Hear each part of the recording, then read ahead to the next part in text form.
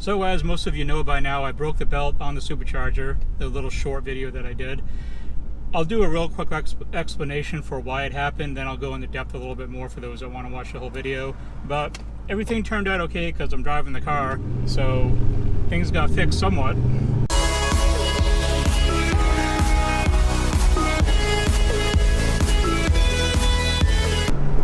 I just left a car show. There was a lot of really nice cars there. I didn't do any filming, I just took some pictures to put on my personal Facebook and stuff like that. I've filmed car show videos before. They don't really do that well on the channel, so I prefer not to put it on unless they start to gain traction down the road. But as far as the alternator break-in, as a lot of you know, I got the KMJ overpass. You have to rev it when you go underneath an overpass, it's the law. As you know, I got the KMJ Titan alternator, and one of the stipulations for installing that alternator is it has a much bigger case. It's bigger than the factory case that comes on the stock alternator, and part of doing that is you have to clearance the upper bracket where it mounts to it. And long story short, we didn't clearance the bracket enough. So what happened was, even though the alternator bolted on, it was tweaked just a little bit, and that caused the pulley to be off slightly, which caused the belt to shred 20 minutes later. That's the short version. For those of you that want to watch the whole video, there's a little more that went in depth about trying to diagnose all of this, and I'll cover that now as well.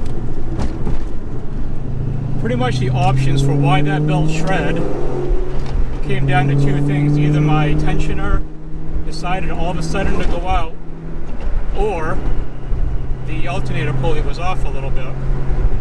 I'm a strong believer in when something goes wrong and you just did something on the car, it's probably a result of what you just did. More times than not, it comes down to that. Things just don't magically fail all of a sudden. And while it could have been the tensioner, I really didn't think that it was overall. So what I did was I bought a laser alignment tool, which shot a laser beam down from the Supercharger pulley down to the alternator pulley. So I wanted to see if everything was lined up correctly. And I'll throw a picture in here as well. It's really hard to see because I had to take the picture with my phone with it zoomed in. But if you look very carefully, where the red line starts at the bottom of the pulley, it's right between the ribs. It's right on the top. And as that line progresses around to the top of the pulley, it kind of falls into the middle between the grooves. So with it being like that, I had a suspicion that it was probably off a little bit. It's really hard to tell because it's a long distance from the pulley on the Supercharger to the pulley on the alternator. So it's really, sometimes you think your eyes are playing tricks on you and stuff like that. Now I had two options that I could do. I could either clearance that bracket more and get the KMJ Titan alternator to fit correctly and buy a separate belt. The problem that brought up was, and I've already done the reveal video for the Supercharger, so now I can actually say what it is, which is nice. The problem with that is that I was doing the VMP Gen 3R Supercharger, and that has obviously a bigger size pulley. I'm running a 3.3 versus my current 2.6. So if I bought a new belt for the KMJ with this size pulley on the Supercharger, I would have been stuck buying another belt once the VMP goes on, because my Supercharger pulley size is going to change. So instead of buying endless belts, my other option was to put the stock alternator back on the car. I still had the belt from before, which was still good. That belt's only been run since last late August, September of last year. So I know that belt was still fine, and I took out a few hours in the morning, put the car up in the air, took out the KMJ Titan, put the stock one back in, and before I started the car up or anything, I took the laser alignment tool and put it on that top pulley again for the supercharger, shot it down onto the alternator pulley, and everything lined up perfect.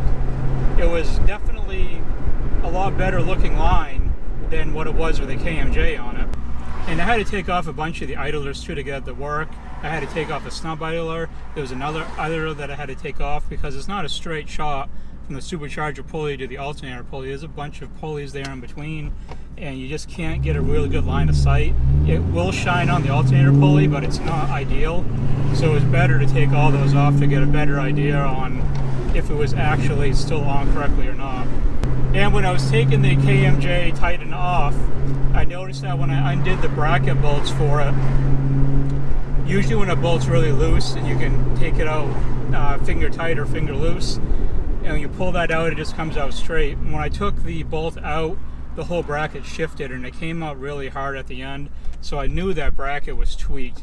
And it's just that the bottom of that pulley, the bottom of that bracket that holds the alternator needs to be clearanced quite a bit. We just didn't do it enough.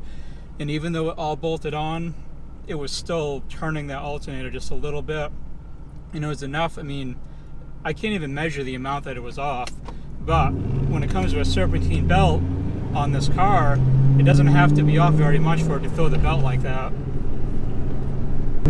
So that was a lesson learned on my part, and I've always said in previous videos, when something doesn't go right, either whether I screw it up or it's just part of working on cars because things always seem to go wrong, I always want to make that a point.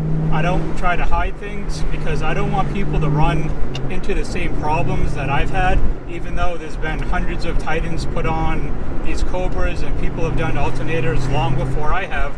People are still building these cars, and there's just not a lot of information out there regarding these little things here and there. There's just not a lot of information out there regarding building these other than Facebook groups and stuff like that. A lot of the forums, a lot of this type of stuff has been buried through years of new threads and stuff like that being put up. That's kind of why I do these videos too, just for something more new, updated, and current as far as trying to build one of these cars, which are getting close to 20 years old now.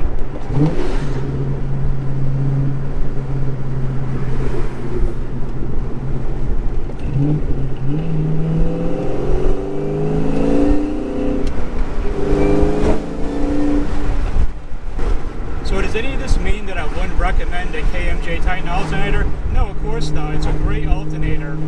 It was just a screw up on the user end of it.